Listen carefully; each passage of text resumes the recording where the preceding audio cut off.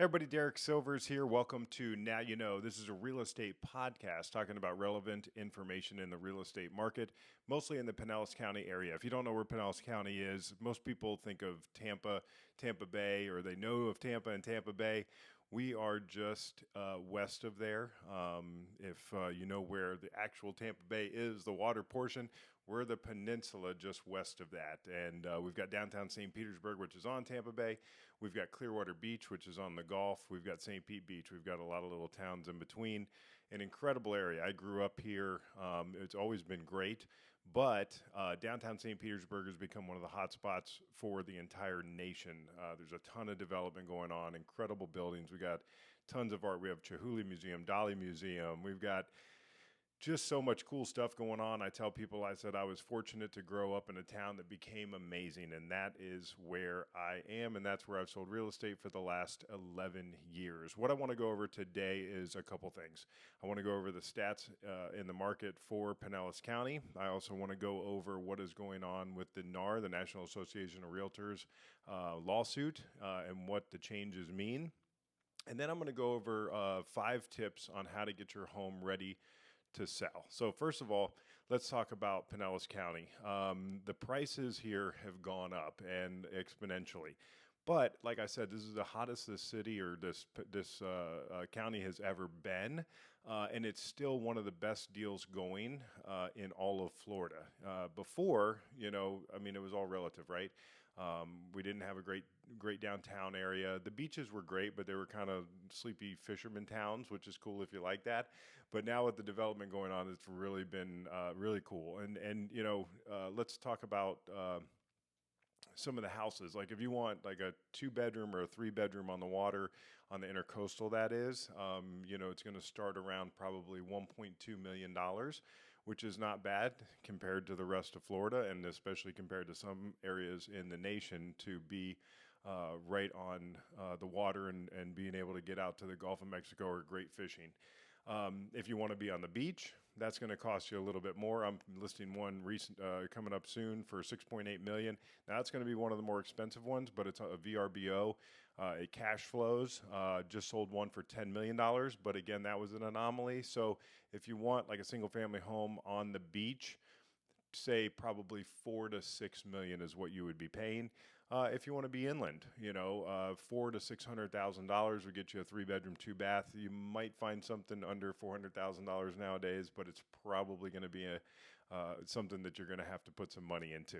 All right, so our inventory is growing. I think that's going on, throughout the country.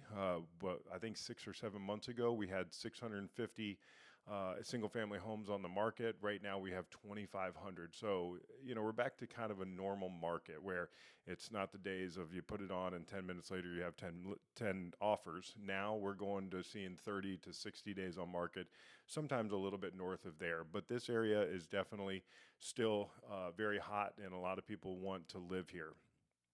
Condos, we have, I think, 2,800 on the market currently. Those have been growing because of the milestone inspection. If you're not too familiar with that, go back to some of my previous podcasts where I really do a deep dive into what the milestone inspection is.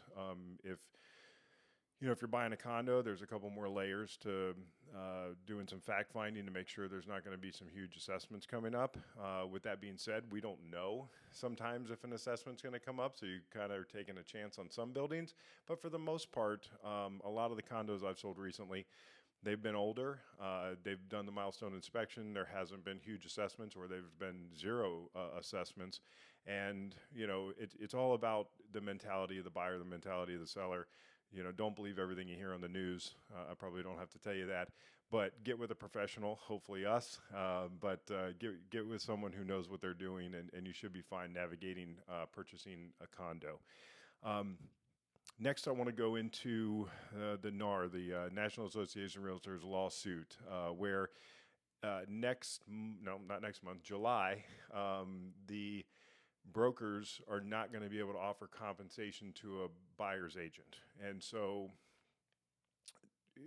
usually, historically, the sellers have paid all of the commission. And so let's just say 6%, because listen, we can't set a standard on what commission is. I'm just going to use that as a number. I need to preface that and tell you that because commissions are always negotiable. So let's say it's 6%, right? So sometimes we would list a property for 6%, and we would take 3%, and we would offer 3% to a cooperating broker. Now, with the new law coming into place, we're not going to be able to offer, or a listing agent's not going to, listing broker is not going to be able to offer compensation to a cooperating broker. And so a couple things there. One, maybe sellers are going to be excited about that because they're going to be able to save a little bit on the commission. But it really kind of hurts a lot of the buyers. And before, I really thought that this was a good thing. And here's the thing: there's shifts in the market all the time. You just keep doing business and figure it out. But buyers that are, first-time buyers, or some buyers that are, having, they've saved to get the down payment and the closing cost. Now they're going to have to come up with more money to pay for a buyer's agent. And I always tell people, I said, listen, there's some sellers out there that can do my job better than I can. They can sell their house better than most agents. There's some buyers out there that are super savvy. They can buy a property without an agent. But, especially nowadays with Zillow, everybody's on Zillow, which good for them. They have a great platform. So they search for the property and they're like, well, what does an agent do? Let me tell you, there's 101 things that could go wrong after you get under contract, and you want a professional to help you navigate those things. And also you want a professional to make sure that we're guiding you to get a home inspection, which inspections to get, you get insurance, what insurances to get, how to navigate a home inspection. I could go on. The list is endless of the things that we do. And a lot of times, emotions get involved when people are trying to buy or sell a home, and, we're a buffer. I love Naked Gun. Leslie Nielsen, if you remember that movie, he's sitting there and he's telling people, nothing to see here. He's a cop. He's like, nothing to see here. Keep moving. There's nothing going on. In the back, there's explosions going off and crazy stuff, just mayhem. And that's kind of sometimes the way that it is in the real estate business. We keep it calm and cool up front, while sometimes there's a dumpster fire in the back. And you don't need to know about that. We're going to disclose everything we need to, but we need to keep you calm and know that, hey, listen, this is going to, things happen in the process, and we're just going to figure out how to get to the closing line. So with that, again, with the NAR lawsuit, it's just a shift. It's just something that we're going to all have to adapt to. Buyer brokers are going to now have to have an agreement with the buyer. Usually you have a listing agreement when you list a property, and some brokers were using buyer broker agreements saying, hey, this is what you're going to pay me, and this is you agree to work with me exclusively. But that's going to be mandatory from here on out. All right, enough about that. Let's go into the 5 recommended projects to do before selling a home. Number 1, professionally declutter.